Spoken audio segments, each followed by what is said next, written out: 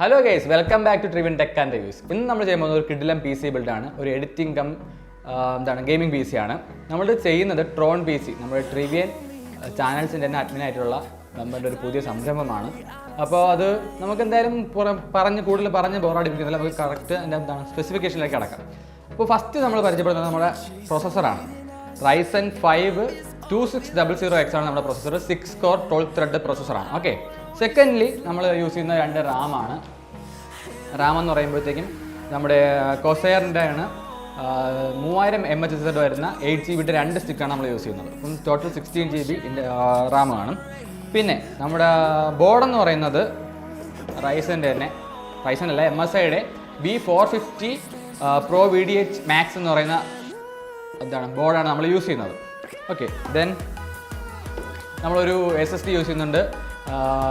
M.2 ഉള്ള ഇതാണ്, പക്ഷെ നമ്മൾ യൂസ് ചെയ്യുന്നത് ഒരു എന്താണ് സാറ്റ SSD ആണ് യൂസ് ചെയ്യുന്നത്. ഓക്കെ. 240GB ആണ്. പിന്നെ 1GB ഒരു ഹാർഡ് ഡിസ്ക് നമ്മൾ യൂസ് ചെയ്യുന്നുണ്ട്.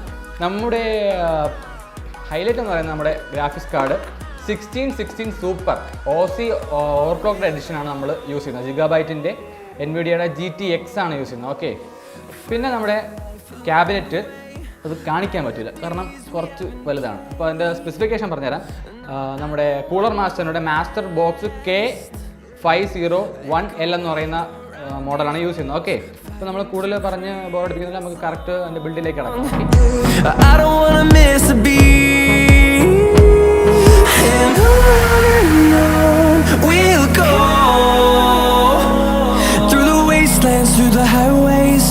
Till my shadow turns to sun rays, and on we'll go through the wastelands, through the highways, and on we'll go.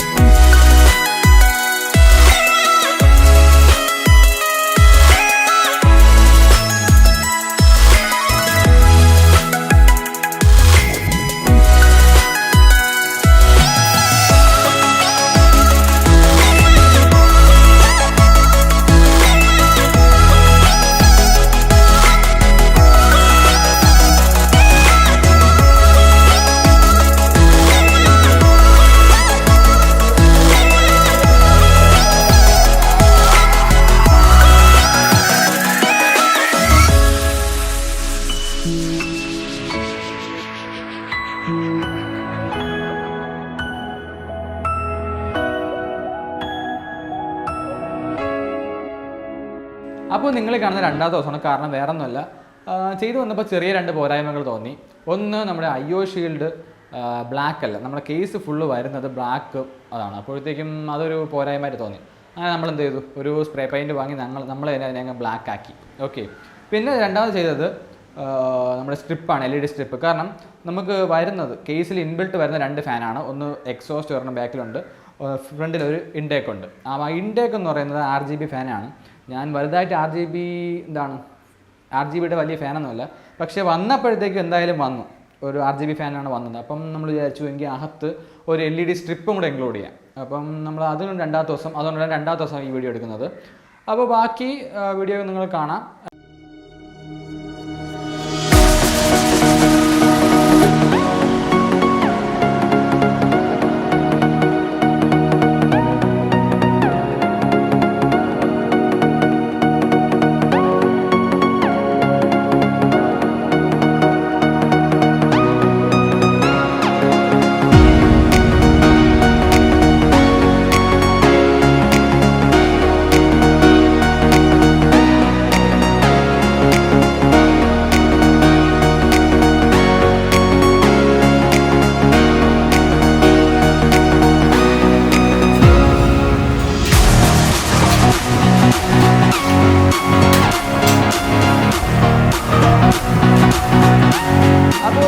ഒരുപാട് ഇനി വീഡിയോ വലിച്ചു നീട്ടുന്നില്ല, ഇവിടെ സെൻഡ് ചെയ്യുകയാണ്.